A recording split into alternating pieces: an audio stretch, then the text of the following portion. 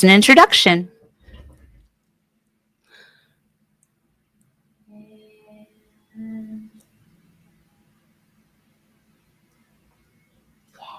Oh my God. Welcome to Weirdsterly. That was a lot of doot-de-dooting. That was doots. I was muted for half of them. Yeah. Well, I can attest they were wonderful doot-de-doots. I have good doots. You do. I have heard many of them from you.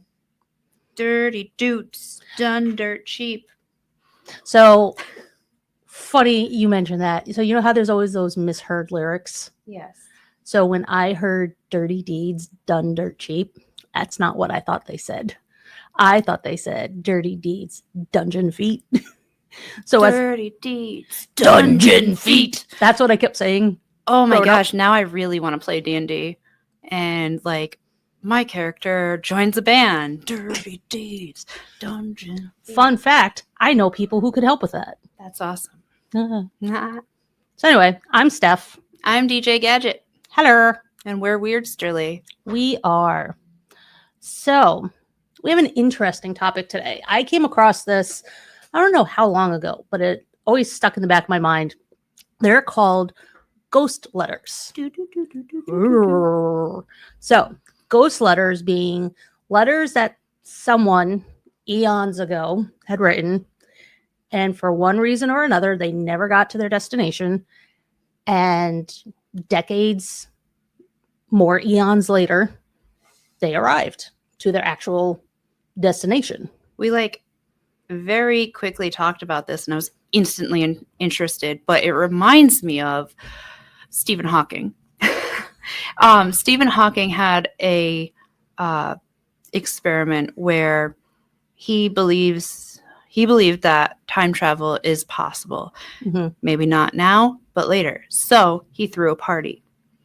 And this party is for time travelers. And I guess if you were into time travel at all and researched into the history, you're going to come across Stephen Hawking. You're going to come across this experiment. So you're going to get his invitation to visit this location and come to his party. So he just had a party. And in one of the, like, he believed that, like, there's different realms of parallel universe. Kind of yeah, like there's different timelines of existence. So therefore, I wonder if he's had his party yet.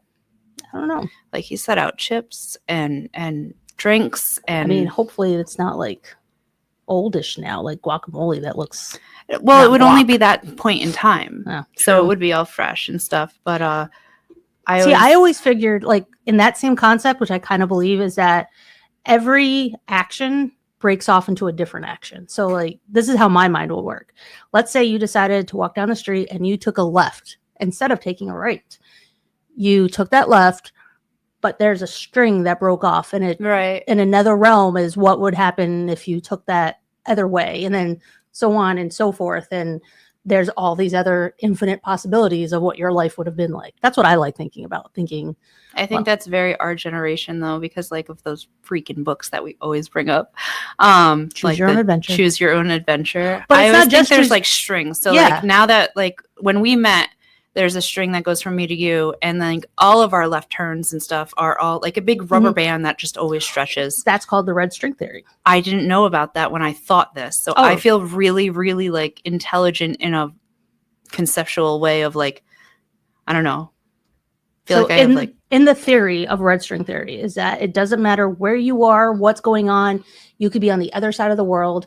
If we were meant to have some kind of soul contract or soul something that we are tied to each other's lives, doesn't matter how far away you are, we'll still be connected some way, somehow. We might not talk for years, right? But then randomly get back in touch. And that's for anybody, not just, best friends or whatnot. Right. You could have red string theory with someone you haven't even met yet. Like I told the guy downstairs that he's doing a fantastic job with the flower beds. It looked that area looked really nice. Just came alive. Like, and it's crazy how much I didn't even notice the fact that the side of the wall is like a garden until it's beautiful. Well, and so now we're connected in a way. Yeah. Like we have a string of some sort like connecting to us.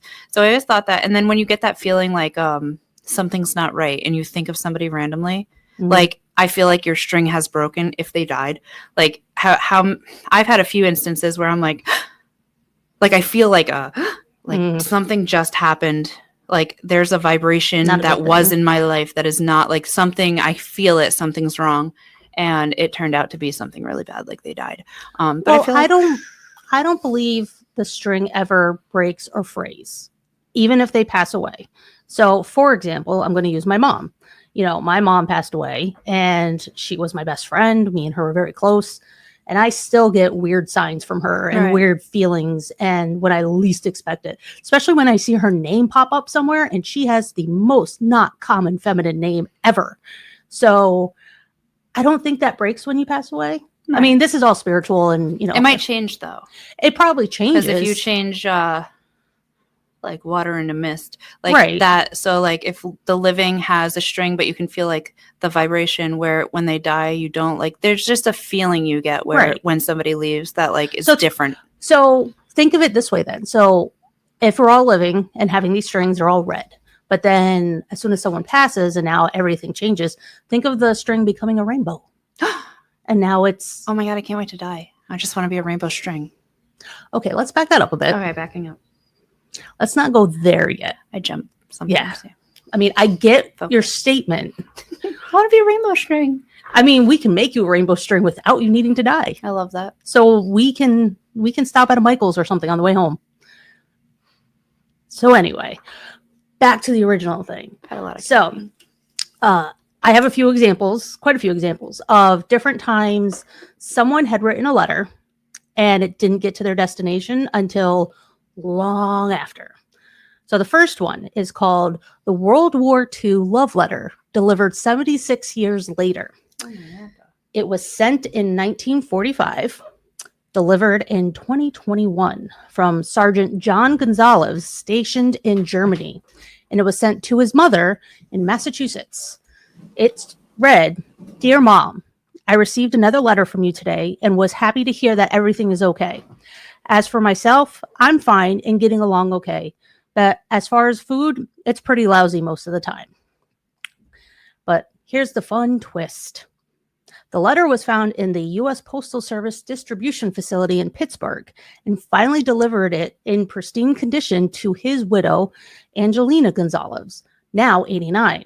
It brought her to tears. John had died in 2015, and the letter brought back his voice across time.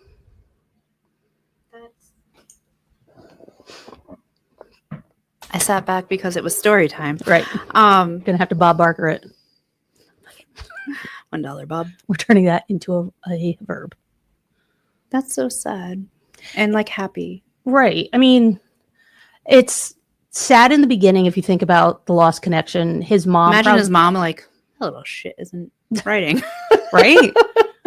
Because I'm sure at that time, given the time period, that it was terrifying, especially coming from Germany. Yeah. And to not know if your son was okay. Mm-hmm. Obviously, I would assume. I hope other letters made it through. Like that was just the one lost one or something, but that's the only one I know about his. Yeah. So, but then to bring it back that his widow ends up getting this letter, that kind of reminds me of the movie P.S. I Love You. Yeah. I love that movie. I cried a lot. I did too, but I loved it. I watch it frequently. All right. So the next one, the Titanic postcard. I love postcards. Can we talk about how much I love postcards? Sure, we can take a moment. I just love postcards. I love them. Every time somebody's like, I'm going to here or there, I'm like, oh my God, can you send me a postcard? I'm like, instant little kid. So when I go on vacation in July, you want me to get you a postcard? Yes, please. Okay. I love that. If I had known, I would have gotten you one when I was in Alaska last year. But I did not know you wanted one. Anyway, I always want one. Well, now I know. If you're listening and you're anywhere, I want a postcard. We'll need to open like a P.O. box. Yeah, I think so. Yeah. So, Titanic postcard. It was sent April 10th, 1912. It was lost and later resurfaced in an estate sale. This wasn't a delayed delivery per se, but a quote-unquote ghost letter in spirit. A passenger mailed it from Queenstown, Ireland, just before the Titanic departure. And it read, Just a few lines to show that I'm alive and kicking and going grand. It's a nice boat and very comfortable. Yours, Annie. Oh, boy.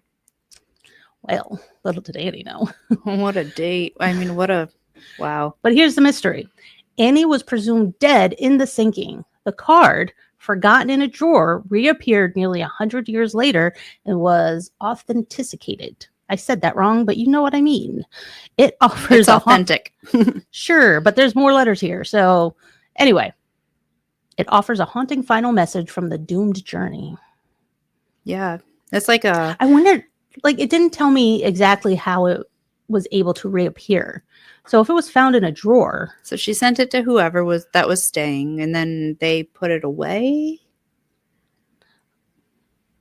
I would have been so angry because of the happenings, obviously, like that she said, I'm alive and well.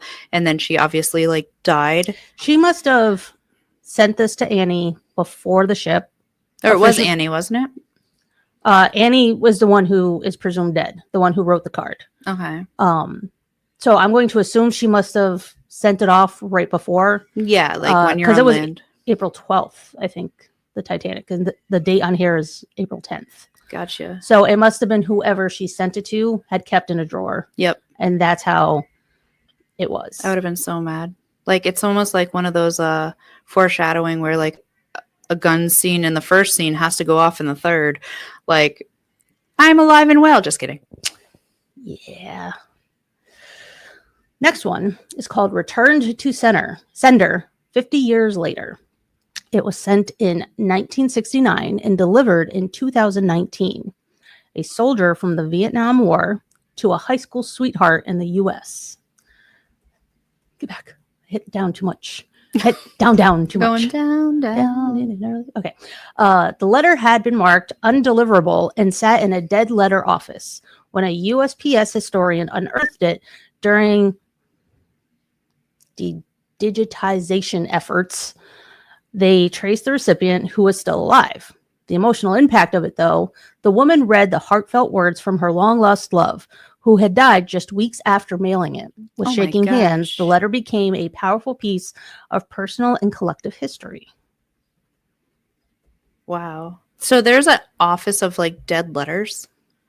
Well, I assume of undeliverable letters. I want to read those. I mean, I have some friends that are mail carriers. Maybe they'll... Can I go in the room? Can you let me in the back room? Why? Just shh. We don't need to talk about it. The postcard from the past, sent in 1955, delivered in 2015. A woman vacationing in the French Alps to her sister in England. No one knows where the postcard was for 60 years. When it finally arrived, her sister had passed, but her daughter received it. We're having a lovely time and the air is so fresh. Tell Mom not to worry. What made it even spookier, the card was in perfect condition and the postmark was authentic. It arrived like a whisper from the past. That's so weird. So, like, they take these letters and they put them into, like, the truck that's taking it, and, like, it, like, what, gets stuck to the bottom for 100 years? I mean, there could be stuff, too, where... You know, not everything was automated back then. So they could have had a letter that dropped while they were putting it into the different boxes and everything. I mean, human error is very, very probable. I mean, that's like chapter 7 of my autobiography. Human error is probable? Yeah. Okay. The 80-year-old condolence letter, sent June 23rd, 1943, and delivered December 26th, 2023. That's a little late. Also, not that long ago. From a cousin of Louis George to Louis and Lavinia George in DeKalb, Illinois. This letter is expressing condolences for the loss of the George's daughter to cystic fibrosis. Was lost in the mail for 8 decades. It resurfaced at a local post office and was finally delivered to their daughter, Jeanette George, who was deeply moved by the unexpected connection to her family's past. So she had no idea about that at the time. Wow. Imagine being mad, like, oh, so-and-so didn't even say that they were sorry. But in reality, maybe... Just a lifelong, like, grudge against, like, how unthoughtful when they're like, I sent a postcard. Which was probably felt like a lot of money back then. I don't know. And yet another movie, The Notebook. He sent letters every day, and her mom did not deliver them because she didn't like him. That's crap. So she thought that he never cared, and he never wrote to her when he wrote 365 letters. That's so cute. So adorable. I just found out my friend's address, and now I'm going to send her weird mail. We should do weird mail. Good. I think we'd be good at it. Just weird mail. It doesn't even have to make sense. I have thoughts, but we can't talk right now. We have to see if it's legal. Yeah. We need to talk to some lawyers. Anyway, the 138-year-old yarn order in January. Oh my God. January 27th, 1877, and delivered on June 15th from a customer in the Sans du Nord, France, and to a spinning mill in Trelon, France. A letter concerning a yarn order sent over a century ago was finally delivered to the great-granddaughter of the intended recipient. The letter had traveled more than 6 miles, a mere 6 miles, but took 138 years to arrive, offering a tangible link to the family's industrial heritage. No strings attached. Well, I think she'd have a rebuttal. Oh, boy. That's crazy, though. That yarn had to be garbage. Well, it wasn't the yarn. It was a letter concerning the order of yarn. Maybe delay. Someone wanted a refund. Oh. No. They were like... Probably had to look for the receipt. Never find it because you threw it out. Yeah. Well, another postcard. The 121-year late postcard sent on August 3rd, 1903, delivered in August 2024. So last year, holy crap, from an unknown sender to Lydia Davis, Swansea, Wales. The postcard featuring a King Edward VII stamp and a stag in wintry scene was delivered to the current occupants of Lydia Davis's former address, now a bank. The bank has since reached out to the public to learn more about Lydia Davis and the postcard's origin. Did they tell you what it says? No? No. Aww. Some of the stuff I think they don't want to for private reasons. Yeah. Maybe there was more personal stuff in there, but family secrets. But it's still kind of cool. Just to find something so random and then want to, I would do that. I would try and... I think my house is too new to ever get a ghost letter. It'd be from 2006 or something. I don't know. When was your house built? I have no idea. Oh, mine was in 65. So that could be something. There you go. Pipe dream. I want a ghost letter. The 70-year-old love letter found in a toolbox. Aww. Hey, this could happen to you guys. You have lots of toolboxes. We have lots of tools and lots of toolboxes. So the thing is, have you ever gone through your parents' stuff and you see pictures and stuff, and all that paper is yeah. And these postcards are oh yeah, no, here you go. Where did it go? I have conspiracies. We need tinfoil now. Let's talk about it after. Sent in 1953, discovered in 2017. From Corporal Irvin G. Fleming to Mary Lee Cribbs, Grand Rapids, Michigan. That is a very long name. Rick Trojankowski. Okay.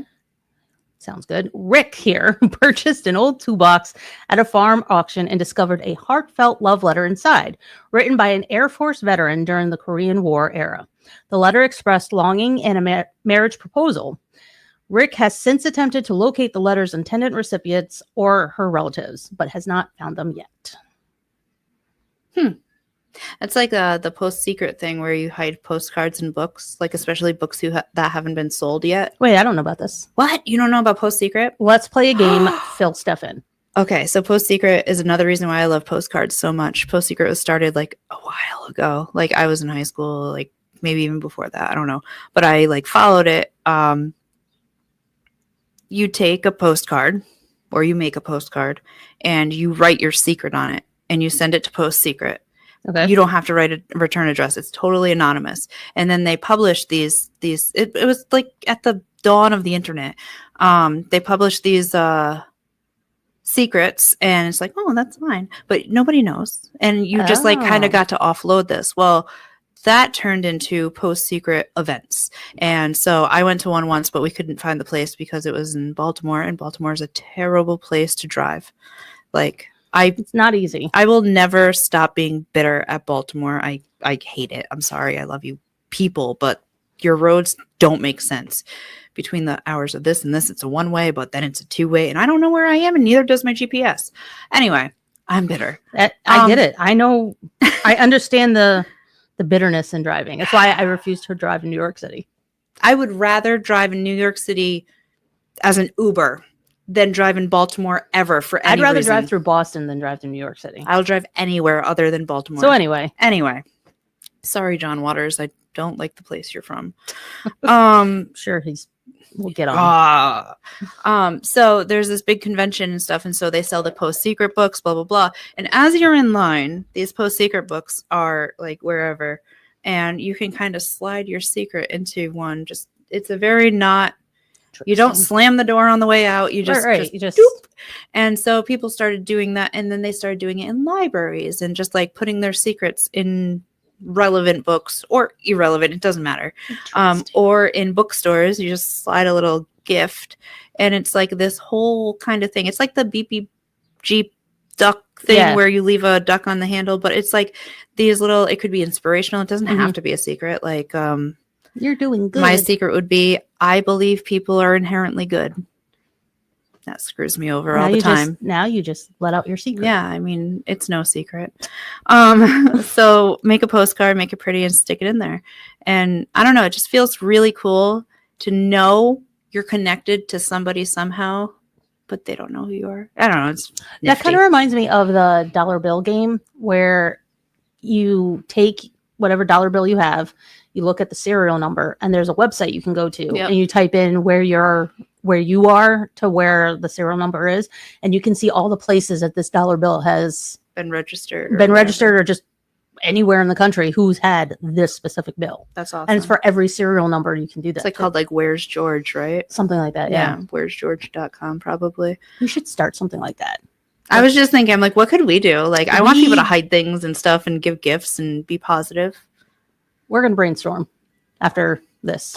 So next, the letter that led to a 29-year marriage. Yay. In 1990, sent in 1990 from a woman participating in a troop support initiative. And it's to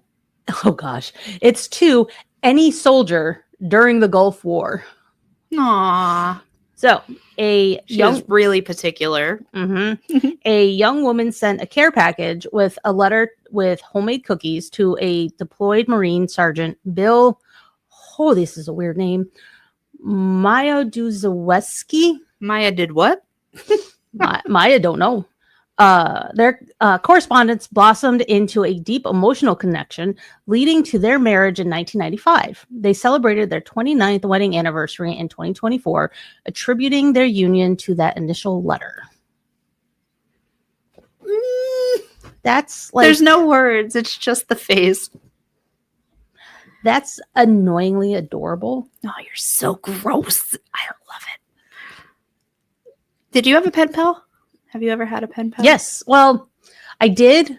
And then I ended up having, back in like when AIM was a big thing, some way, somehow, I was in a chat room for Dungeons and Dragons. Of course you were. When I was like 15 or 16. I was like too young. Okay, yeah. Yeah, shut up. Yep. And I remember I had a friend I met somehow through a chat room like that. And his name was Dave. Probably still is Dave. It probably still is. His full name was Dave Hazlitt. So if he ever listens to this. Oh my gosh, lost connections. If you're out there, Dave, comment, please. We used to talk all the time. We never met. He was from Arizona. I remember there was times my mom would get online for whatever reason. And because when you sign on, AIM would automatically show up. So he would IM, and my mom would be like, hey, it's Steph's mom. Hi, Steph's mom. And they would have conversations and whatnot. You like scroll through it later and be like, Mom. Yeah. And then I remember a few years later, he got married, and ironically to someone named Stephanie. Mm-hmm. We looked nothing alike though. So I don't think that marriage lasts, because I do remember him telling me he was upset during that time period. But anyway. Dear Dave, where are you? Come back. But I don't remember why we lost contact, because we used to talk all the time. Well, because AIM is obsolete. Yeah, but I mean, we still had other ways to communicate once that happened, because then MySpace happened. Yeah. And I know I was friends with him on MySpace. Did you ever like give phone numbers? Yeah. Talk on the phone? Yeah. But just life kind of. What the hell? Life just kind of split. It's okay, Dave. Just come back. Like, he was in. We'll have you on the show. He was in the Marines. I remember that. And he used to write me emails, because that was just easier back then. And yeah, we were friends for a long time. And then just kind of, there was no romantic aspect of it. We never had crushes on each other. Yeah. It was just, we would talk about gaming and all this other stuff. And I would have a really shitty day at school, and I'd come home, and then he would be online, because also time difference. Yeah. Me being on the East Coast and him being in Arizona. Yeah. There's times he would be online and, hey, Steph, how's it going? I had a really bad day at school. Aww. And then he would message me, I had a really bad day at school.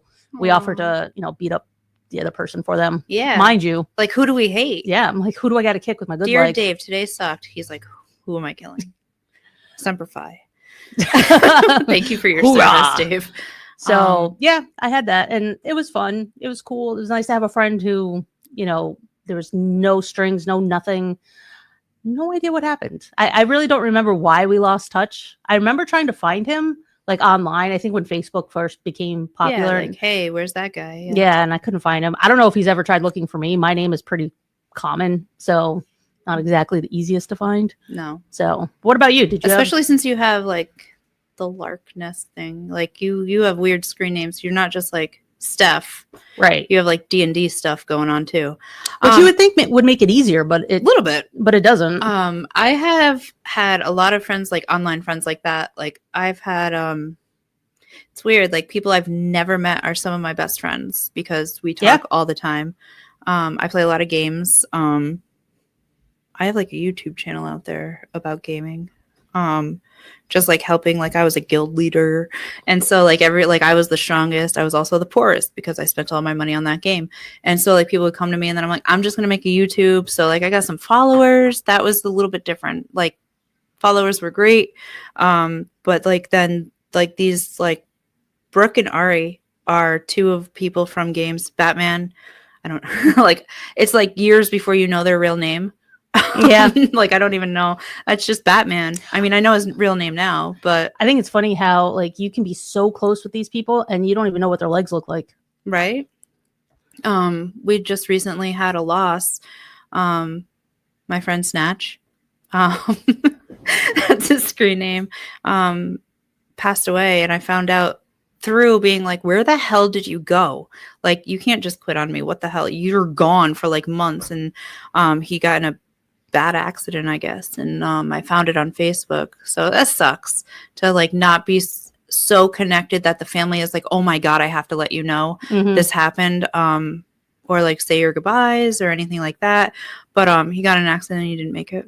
And I found out through his sister online, and that sucked because then I stopped playing this game, but you have to log back in. Right. And so I logged back in and I was like, hey guys.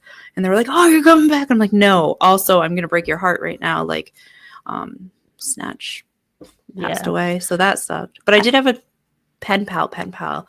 Her name was Emily. His name is still Emily. I think. And she was like my best friend in the whole wide world. First best friend ever. She lived across the street. We did everything together. She moved away. I did the whole like movie run down the street crying after the car. The car was packed. They put her in. They had to drag me away, and I ran after the car and I fell to my knees and I'm sobbing. And then we're like, but we can still write to each other. And so we wrote all the time. And like to the point where I was writing this whole time, like years, to this little girl I knew, and I, in my head, was like, and then our parents surprised us and met up. Aww. And I immediately passed out. I'm not good at surprises like that, like big. Even now, I'll get weird, but that was like, this girl was everything. She was my first best friend ever. I haven't talked to her in decades now, but like I saw her and I turned around and all I remember from that moment was going, Emma, Lee, boom. And then waking up to like my mom, like I'm like slapping your face. Yeah, and she's like screaming, and they're like, "Okay, this was a bad idea." I mean, it was fun. I don't remember much of it because like I probably had a head injury. Yeah. But yeah, you know, like going back to the gaming friends, I remember it was in my early 20s. I want to say it was like 21, 22, and I've dealt with depression throughout my life in various reasons and whatnot. And I remember feeling very alone in this time. And I was playing some online gaming. I don't remember the name of the game now. But there were so many people who I only knew their screen name. Mm-hmm. And they were so excited to see me come on. And I was excited to see them come on. And we got to do different quests and all this other stuff. And, you know, you'd have the little chat to the side of like, dude, like, today just sucked. Yeah. Why?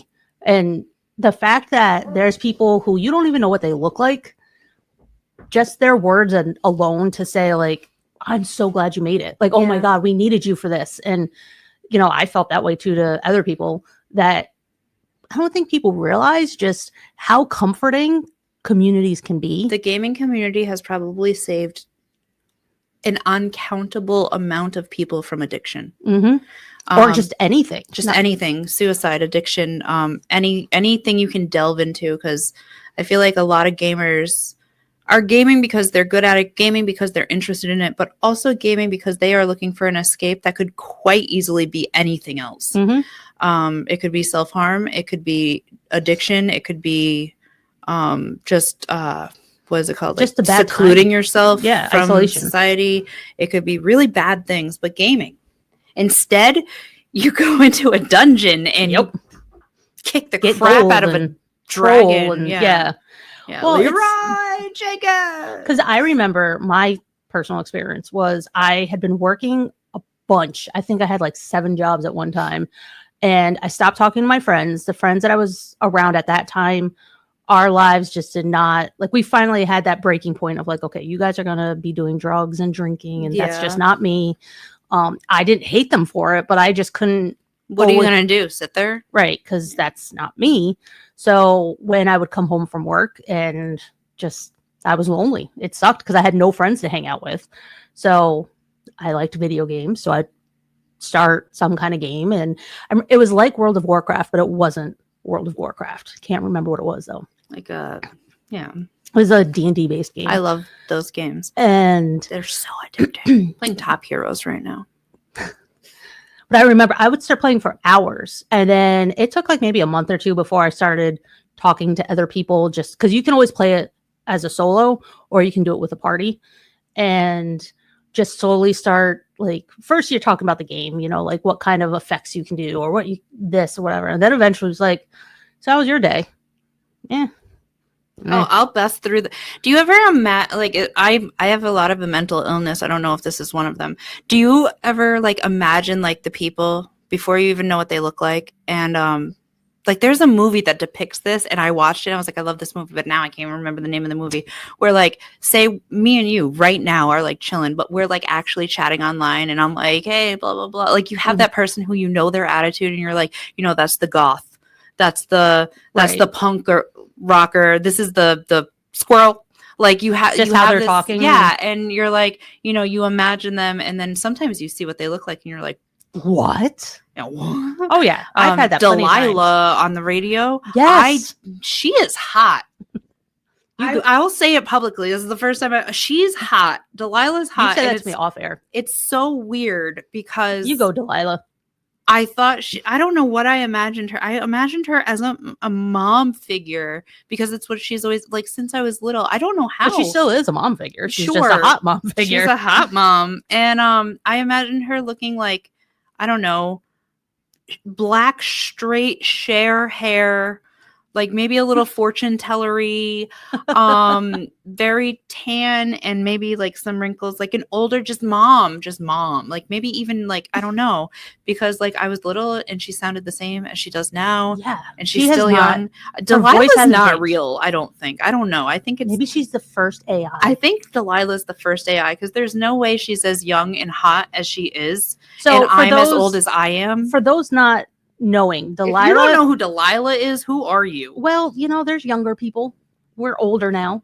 That she still is a radio personality. She's amazing. That she would always talk about love, lost loves. Like this would be up her alley of these missing letters and stuff. And she had Delilah's Dilemma. She would have like the most soothing voice, not just ASMR kind of soothing, but like if you had a bad day, you imagine Delilah talking you down. Yes. Like I grew up with Delilah, so like, and I'm like, were you four when you started your radio career? How is she so young and hot? I remember every night, like when I would take a shower, we had a radio in the bathroom, and that's what I would listen to. Mm-hmm. And there was times that no music would play. She would just be talking. And she would have the most caring kind of advice, the most, or just real advice, like super real, like come back down, touch the earth, get it together. But it was very mom. Like you could tell she cared about her listeners, even if she never ever got to see them, if she never got to know anything other than the letter that they sent her. She just wanted to make sure she could help you some way, somehow. And I can just imagine her like, it's her voice. If I'm having an issue and I need to be like, hey, don't hurt yourself right now. Delilah's like, hey, like, but not even just that. There was times that people would call in wanting to dedicate a song to someone, and she would just be so enamored with it wasn't just like, okay. Yeah. It was why. She wanted to hear why you were in love with that person. Why do you care about this person? I want to shine a light on this and make her, him, whoever know you feel this way. I will help you. I love you, Delilah.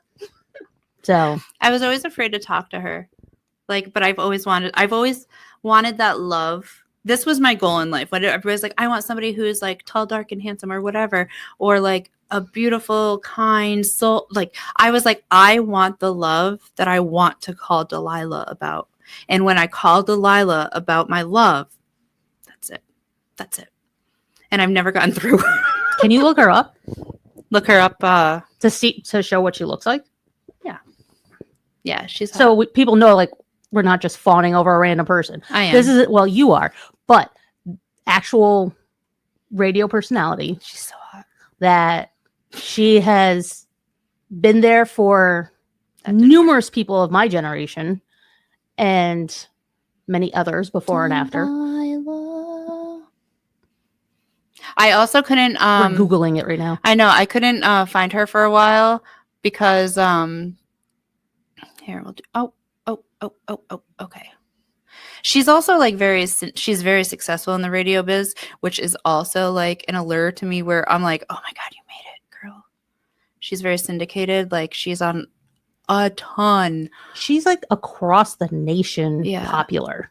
All right, here we go. I'm gonna learn how to do. Don't mind the technical difficulties. Share. All right, I did it. Yay! Look at her. How is she that young and beautiful and amazing? How long has her radio career been? So long. Okay, well, like I was 4. So we're talking over 30 years. I think so. Why does that keep on going away? It's like, no, stop showing the hot lady. I'm in love with her. I've always been in love with her in some sort of way. Maybe you completely fawning over her. Mm-hmm. Delilah, the most listened to woman on U.S. radio. You go, Delilah. Seriously. She has like 1.6 million friends on Facebook. She was in the Broadcasting Hall of Fame in 2017. Personality of the Year in 2016. 35 years. Wow. So she has been an adult with this voice because she didn't start as a child. Right. So she has been an adult with this voice for 35 years. She's the first robot. She has to be. There's no way this lady's like... Wow. So she's... For 35 years, she had to have started in 1990 or 89. Because For 35 years. 1989. Because I'm 40. So 5 years after. I don't know how old she was when she started, but she's like always done this. My mom used to go to sleep listening to her show because it goes to like 11 o'clock at night. Yeah, it's a long, well, people listen. And then did radio go off in the 90s and stuff? Like, because I don't. What do you mean? I don't understand how. I don't remember how the radio went off. She's so cool. But like I remember falling asleep to her, but like, and my mom would play it in her room. I would listen to it from my room. Like I was little. I know. It's been my whole life. I'm aware of this. I'm so disturbed. I'm older than you, so I remember you being young. Like I know I like older folks, obviously, because my wife is 13 years older than me. You're obviously, like how? She looks 35 years old. She started when she was 1. And she just never went through puberty. She just always had that voice. That doesn't make sense. She's a robot. This is we need tinfoil. This is just something that's... Delilah, if you ever hear this, I'm sorry. We love you. I love you. I'm sorry. I'm sorry that we're going to get sued. No, we won't. Because I called her a robot. That's like... It was a compliment. It doesn't make sense. How old is she? I don't know. Here, I'll look it up. I have a computer. She probably... So I could see her starting in her 20s. I guess. Because I was little, so 20 was old to me when I was 4, probably. So, like, she has to be in her 50s. Hey there, Delilah. What's it like in your 50s? You look like she is 65. Holy crud. I think I have a problem. I don't know. Comment below. Like, she's hot, right? Like, am I delusional? No. My pendulum doesn't swing that way, but I can still appreciate... Yeah, she looks good. I was so surprised that she was like this blonde, beautiful woman. Yeah. Like I was like, no, what happened? Because like this was just an example of like you don't know anybody from their voice. I was talking once to one of my friends. We were at a parade, and somebody went, oh, "Are you the radio girl?" My life was made. And I'm like, I am the radio girl. They're like, oh my God, the way you just said that, like I knew I heard you talk. You're the radio girl. And I never felt so like famous in my entire life. I get called merch girl at all the red light shows. And there's been a few times, like I have some shirts that say hashtag merch girl on the back. Can I add you to my comic that I'm drawing? You can be like a superhero that says like merch girl. Sure. And then you can sell my merch for the comic. But there's been a few people I remember I would be out and about, and I do a lot of public things. Like I do a lot of charity events with the United Way and stuff. But there was a few times like someone would came up to me like, you look so familiar. Like, I don't know where to start. And like, do you know Red Light? I'm like, yeah, I'm the merch girl. You're a merch girl. You're a merch girl. It's like, I have fans. You should get a Facebook page. I have a fan. No, you should make you should go off of Red Light's page and like have merch girl group. Like, it's not a big fan club, but there's at least 2 of them in there. I would join. Then 3. Yeah. So, got any news? I do. Now to the news. That's weird. Right? Britney Spears in-flight smoking mishap. Oh, God. Pop icon Britney Spears found herself in hot water after an incident on a private flight from Cabo San Lucas to Los Angeles. She claimed she mistakenly believed smoking was permitted on the jet, leading to a confrontation with a flight attendant. Authorities met the plane upon landing, and Spears received a warning from customs. She later addressed the situation on Instagram, attributing the confusion to the plane's unusual features and her first-time vodka consumption. I remember my first beer. I remember my first tequila shot. It was in Pittsburgh. That was a funny night. Oh, boy. Nothing bad happened. Hair hanging world record in California redwoods. Circus performer Leela Noon achieved a Guinness World Record by hanging from her hair for 25 minutes and 11 seconds beneath the towering redwoods of Northern California. The feat, confirmed nearly a year later, required intense physical and mental preparation. Noon, inspired by the spiritual roots of hair hanging, performed the act in a serene setting accompanied by guitar music and supportive friends. I've seen those kind of things. And supportive hair. Yeah. Well, they do that a lot in different circus routines and Cirque du Soleil where they hanging by the hair. I went to something last year. There's a little girl that that I follow on Instagram, and she's like training to be in the circus. Oh, okay. And she like does this hair. She's like never cut her hair. It's really, really long. Wow. And she just practices, and you have to tie it up a certain way. Mm-hmm. You have to support it. And it's a lot of conditioning. I started following her because I just enjoyed reading the comments. That's child abuse. And I'm like, she's doing it to herself. It's just self-mutilation. Like, get the right terminology. God. And it's not. It's a art. We support it here. It's art. It's weird. It's weird and it's art. Do it up. Yeah, I would have her on. Do you know what a Labubu doll is? One more time. Labubu dolls. We're going to go with not so much. $1, Bob. Labubu dolls spark adult collecting craze. I just think they're fun to say. Labubu. Labubu dolls, quirky elf-like plush toys by Chinese toy maker Pop Mart, have ignited a collector's frenzy among adults worldwide. The limited stock and blind box packaging have fueled the craze, with some collectors going to great lengths to obtain them. The trend reflects a broader adult-driven revival in the toy market, emphasizing nostalgia and emotional self-expression. Are they the... Wait. They're like elves. Are they elves that are like in different costumes? Because I mean, I'm looking up, I don't know if it's correct. It says Labubu. Labubu. Labubu doll. I have a Labubu.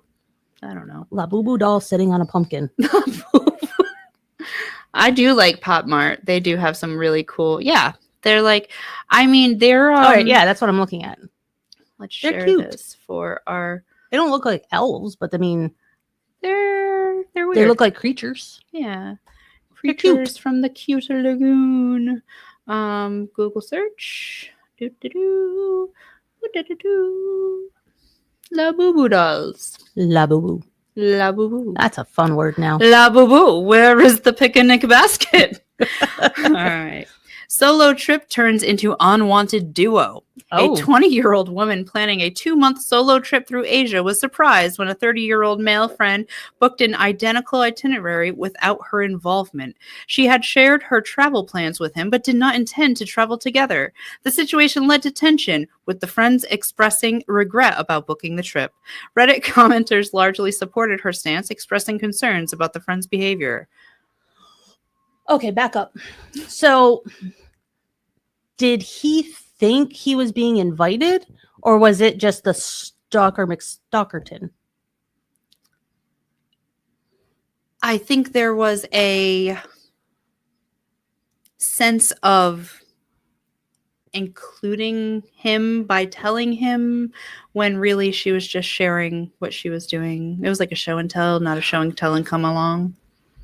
I'm by no means blaming her at all, because that's not what I'm doing. But I'm trying to figure out how that conversation would go. I think you should follow this. As in, hey, so DJ, I'm taking a trip to Bermuda. Well, wouldn't I say, like, oh my God, I want to go. Can I come? Not super secret, book a trip to Bermuda. Oh, what are you taking? Are you going on a cruise? Are you, right. Oh, you're going there. Oh, that's your hotel. Like when I say, oh my gosh, me too. Wouldn't you know, like to say, like, that's how I would think a conversation would go. Mm-hmm. And then surprise, I'm here. Like, cause I would picture like, if that was me, oh my God, me too. Hey, well, you know what? They have deals over there. You should go check them out sometime. Yep. Not this time. And then just bounce. Like, I've gone on vacation and seen people like I've gone on vacation to like New York, like far away New York. I can't think of the town name, but not New York City. And seen people from here and I'm like, what the hell? Hi. Mm-hmm. And so it's just weird, but to be like, oh yeah, look what I did. Haha, surprise. I'm so cool that you're welcome. I'm not impressed. I also want to know, like, how close were they beforehand? Were they, like, besties? Were they acquaintances? Especially since a solo trip, I feel like if this was her friend and they were talking about it at all, it would be like I just need to get away from everyone. He's like, right. Except for me. That doesn't mean me, right? Like, I'm excluded from this. Yeah. Like, a solo trip is a pretty big deal. It's pretty cool, like, to go out all by yourself and, like, experience and get away and unplug and do your thing. And then, hey. I definitely think everybody should do some kind of form of a solo trip. And it doesn't have to be to Asia or to anything else. Go to a concert by yourself. Go to a show by yourself. Go to a movie by yourself. I love going to the movies by myself because then I don't ever have to fight of what movie to go see. Right. But I do want to bring something back around to that guy. He has what a lot of people know as nice guy syndrome. Do you know what nice guy syndrome is? I mean, I'm imagining, but no, I don't know the term. When a guy forces the concept down your throat, well, you should want to be with me because I'm nice. Why don't you want to be with me? I'm a nice guy. You should be thankful that I want to talk to you. I am a nice guy. Actual nice guys don't have to say that. I don't like it. I can feel my brain. So I have dealt with many of those. Many. There was one guy. I have two instances that stick out. One, I don't know if I can really share on the radio. No. But one of them. Luckily, we're not on the radio. Oh, that's right. Well, we'll see what happens. First one, it was a guy I used to work with. I do not talk to him at all anymore. His nickname at work was Elvis because he embodied the slick black. That's the Fonz. Yeah. Well, but same. He embodied it, the black hair and just that era of clothing and just, or maybe it was the Fonz. Now that I'm thinking about it, it was that. Hey. Yeah, let's go with the Fonz. That fits more. All right, so he, for whatever reason, I had to help him with part of his work because our jobs kind of overlapped each other, and he started to have a crush on me. I mean, who wouldn't? I know, right? Also, have you met Steph? Moving on. So we became friends on Facebook, and he would send me those chain messages. Like the ones that say a girl's going to come out of your drain if you don't forward this and kill you. Or like, oh my God, this is so cute. Look at this teddy bear. Both. All the time. Jesus Christ. But he would always preface it with like, hey, sweetheart. Hey, honey.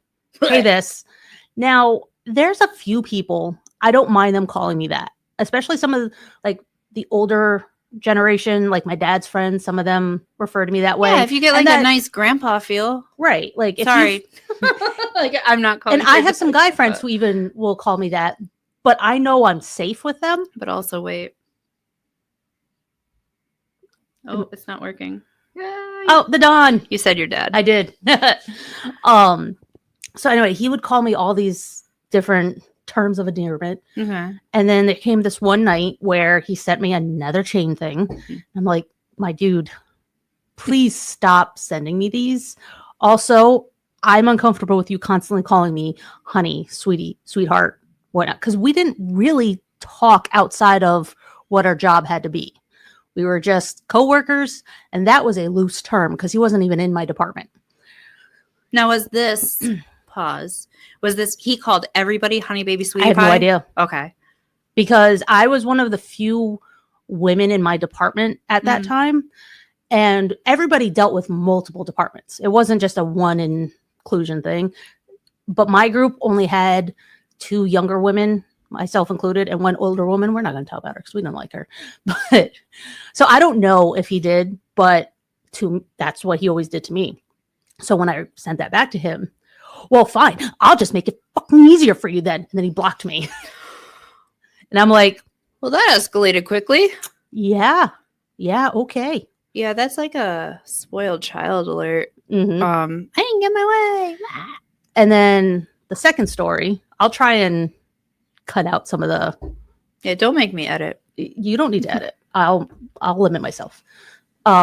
So back when I left my ex, I had tried online dating, and I will never do that again. It's always a good idea.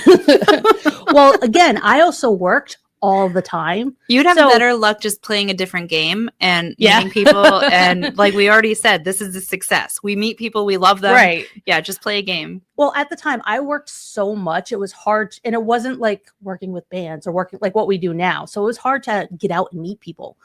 So play a game. Well, better than online dating. Moving on. I don't do that now. Okay. So I was on this one site and this guy had messaged me and we talked for a little bit and we ended up stopped talking. Like clearly there was no real connection in our texting. So we just kind of like can't force it. About 6 months later, I got a random text message. Mm-hmm. Hey, I have this number saved in my phone, but I don't know why. And I'm like, were you on such and such? Yeah. That's where you probably know me from. I was on that back then too. Oh, and then I remember we traded pictures again because I forgot what he looked like, but I remembered the number because I think I never deleted that text message. So I was like, oh, I remember that guy. Then he kept wanting to meet up for, a Saturday or whatever. Every time he would message me, it was like 4 hours before he wanted to meet. So it would be like at 1:00 on a Saturday. Hey, let's hang out tonight. I don't have time. I'm working. Mm-hmm. Then he would do it again and again and again. Or like, I don't know where my pants are. Like, give me more than 4 hours. Give me like 4 days. So God. I felt kind of bad. And I was like, he did this on one Saturday. And I hadn't started working with the band at Red Light yet. I was just friends with them. And there was a biker poker run event that they were doing. And I was friends with the guys in the band. I was friends with some of the bikers. So I was like, hey, you really want to hang out? I'm going to this event. You are more than welcome to come. This way I felt safe. Yeah, I was a super good first meeting. Right. Because public.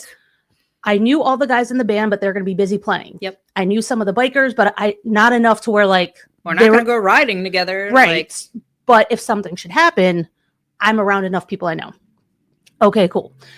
So I meet him. I went with 2 other women. Like we drove in the same car. Love that. Yeah. Love that for a first meeting of a guy.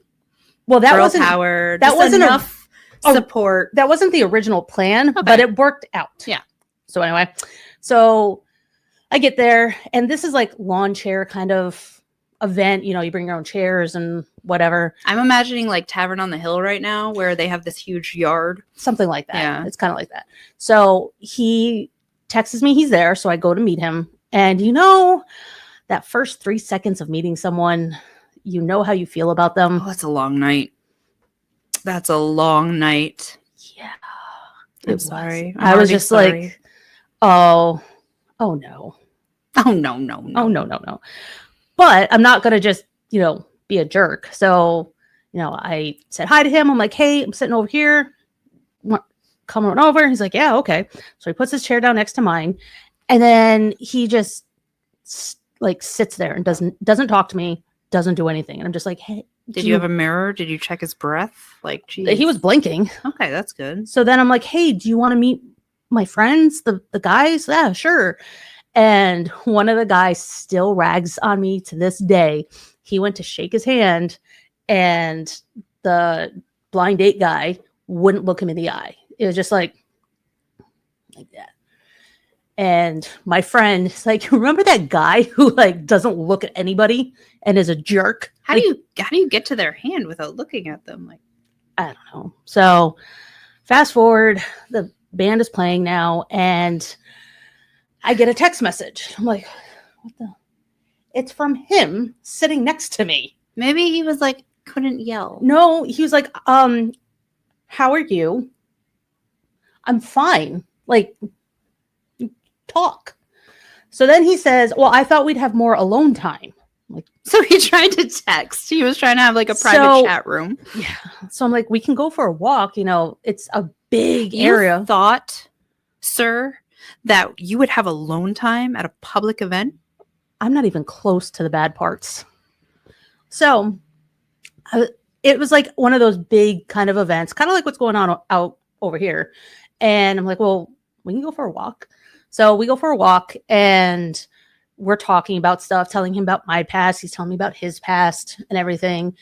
And I'm pretty sure we both kind of felt like this wasn't jiving. So fast forward to the end, I walk him out to his car because I'm friends with the people that are over there. So I walked him over to that side. That's very romantic stuff. Well, I wasn't trying to make it romantic. Trust me. So it was very chivalrous of you.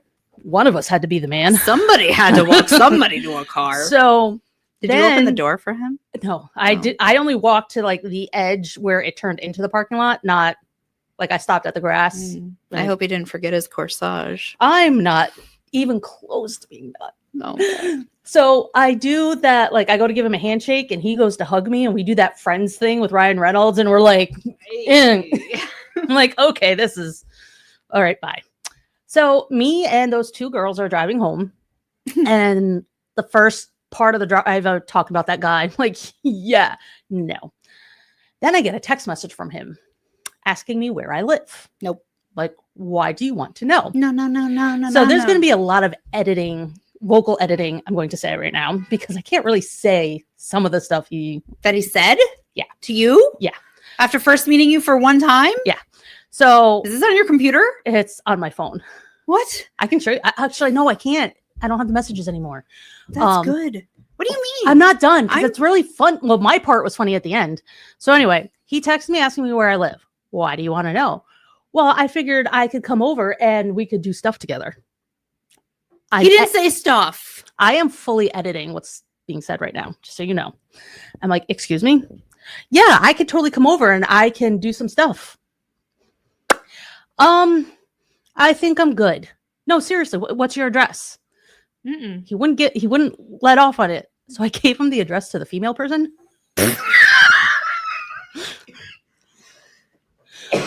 I don't know how long it took before he realized it was not my address. Do you need a moment? Hold for DJ. I think they'd appreciate stuff. They would, sure. So then I hear from him again the next day. Hey, do you want to get together tonight? Wait. He still kept texting me. Did he go? I don't know.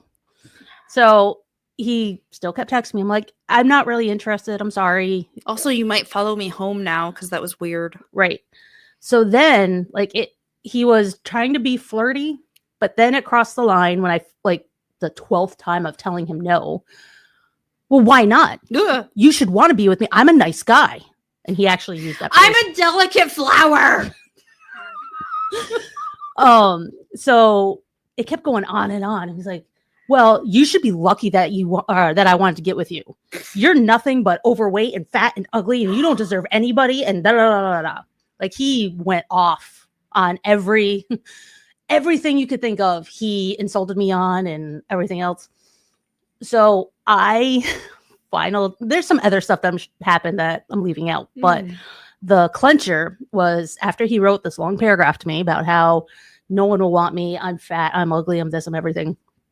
Wrote, well, maybe if your tits weren't as big as mine, you'd get laid more. And then I blocked him. So.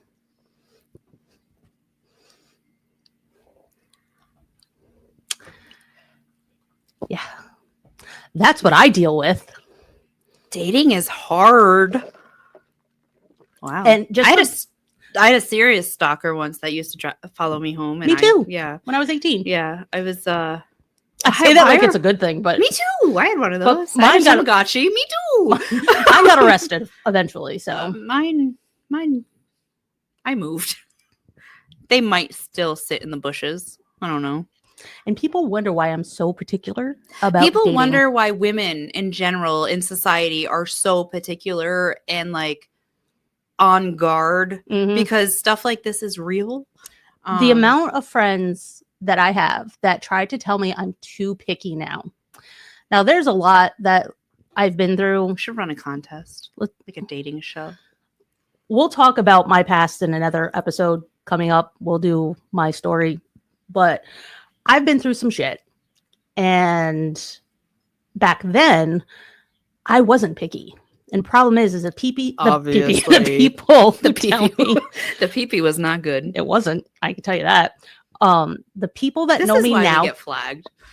Those are the boring people that don't like us then. The reason that people tell me I'm too picky now are the ones who didn't know me when I wasn't picky. I knew you. Yeah.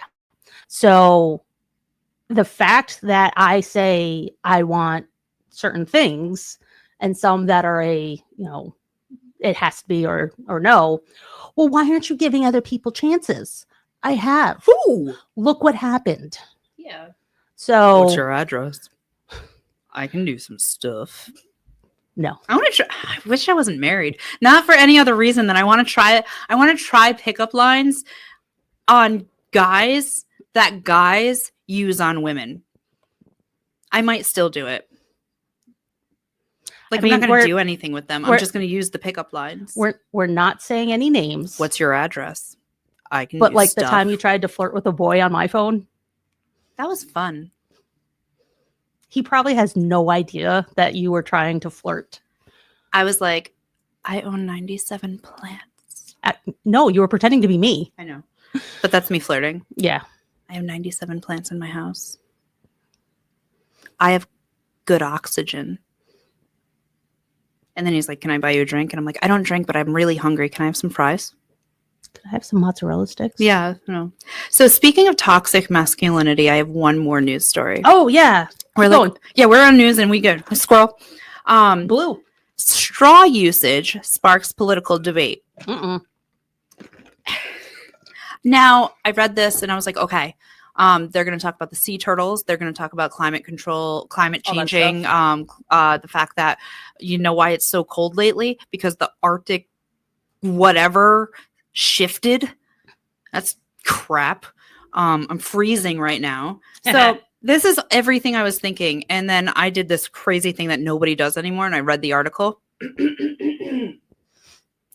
A peculiar trend among some Republican men, notably Fox News host Jesse Waters, involves publicly expressing disdain for using straws, framing them as feminine and inappropriate for real men. Waters has criticized public figures for drinking through straws, categorizing it as effeminate behavior. The satirical commentary highlights the triviality and gendered absurdity of these cultural moments. Should give him the address to the woman's person. No, dude. My dude. Just use a straw. My guy.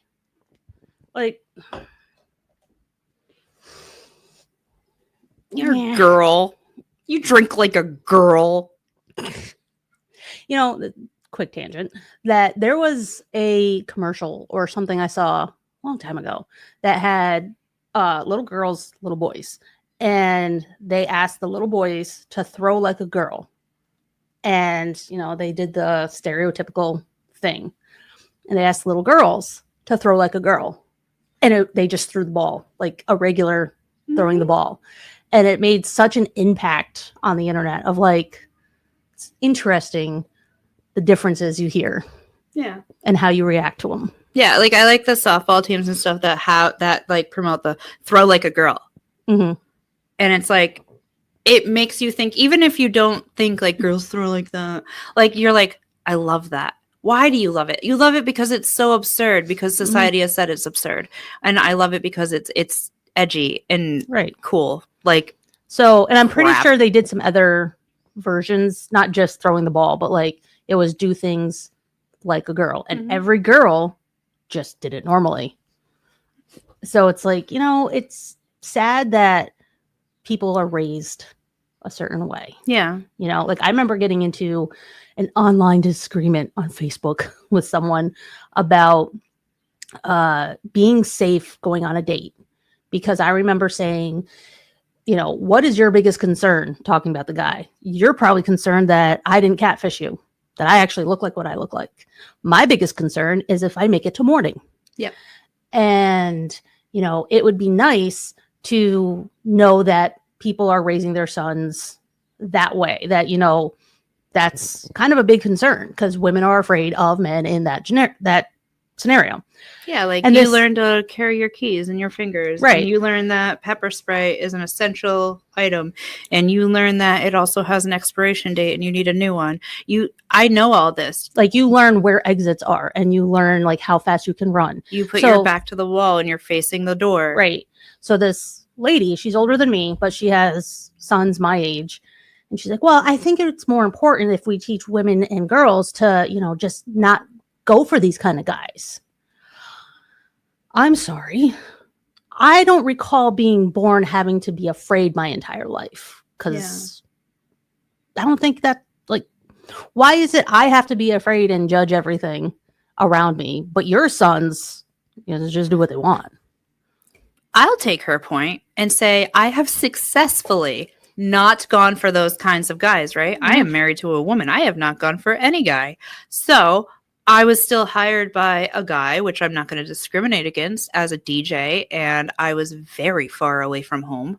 And it was like one of those gigs where I got paid travel and all that. And the gig ended so that I could make the ferry back to home. Otherwise, I was stuck hours away from home in an impossible drive because I was exhausted. So he wouldn't pay me because he could. Yeah. And he said, oh, it's just like a thing, like, because, and I'm like, I don't know. You had a price and I told you it and you said, okay. And I came out here and now I need money. And so give me my money. I should have just left. Or called the cops or whatever.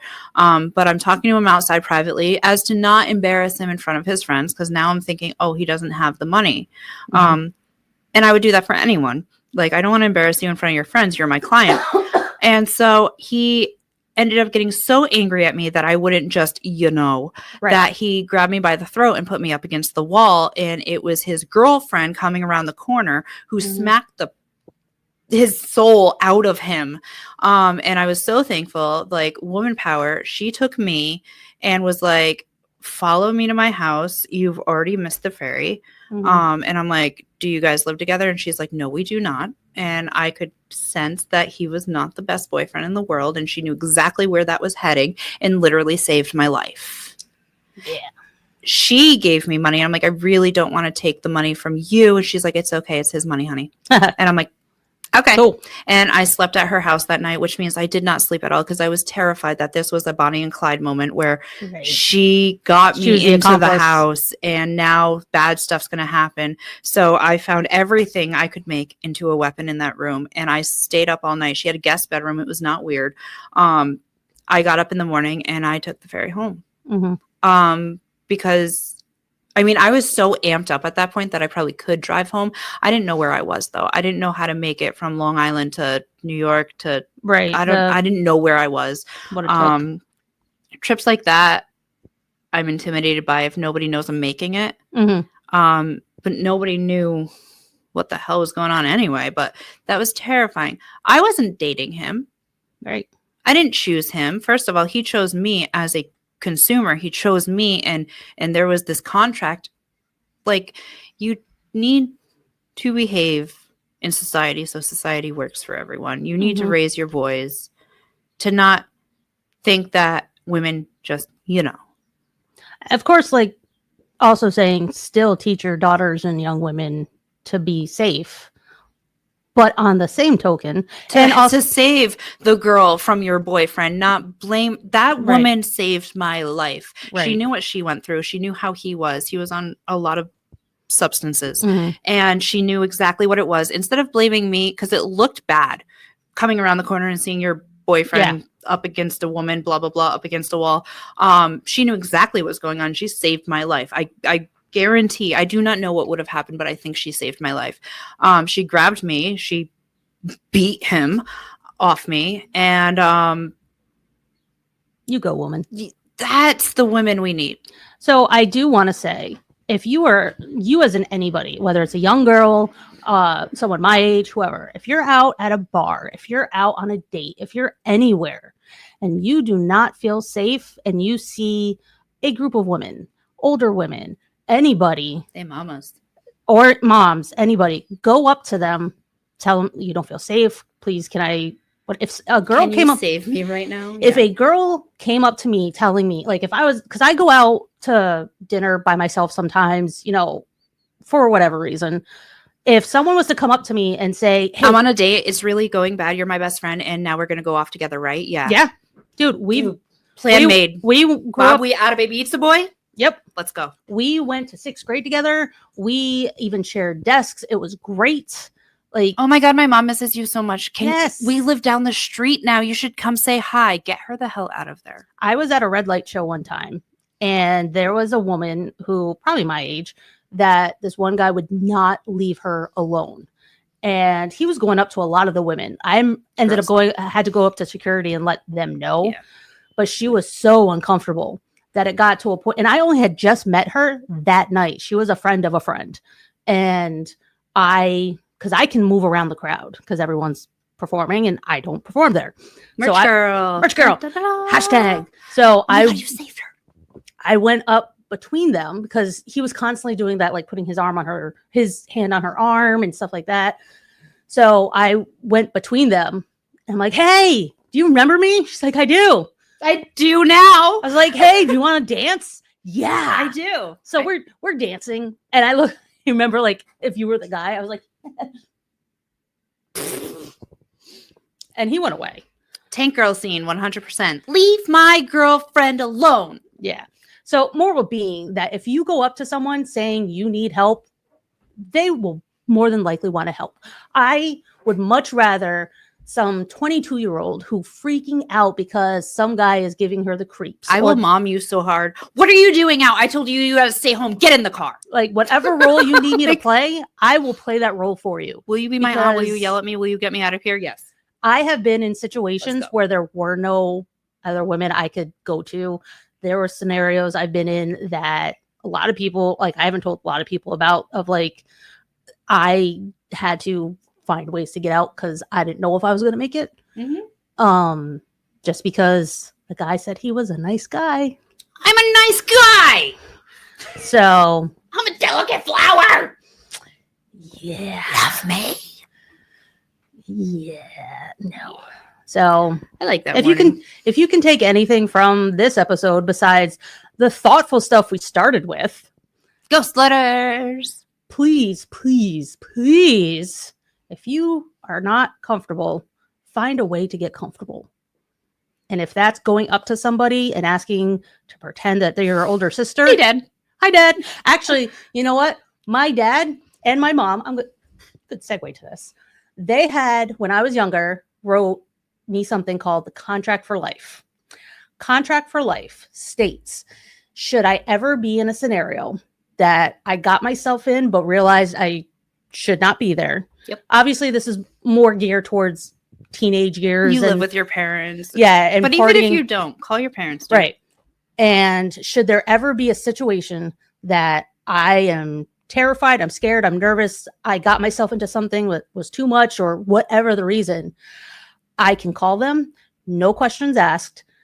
I just need to get out of there. Contract for Life. Come get me. I love you. Yep. That's what they said if it was 2 a.m. to call them.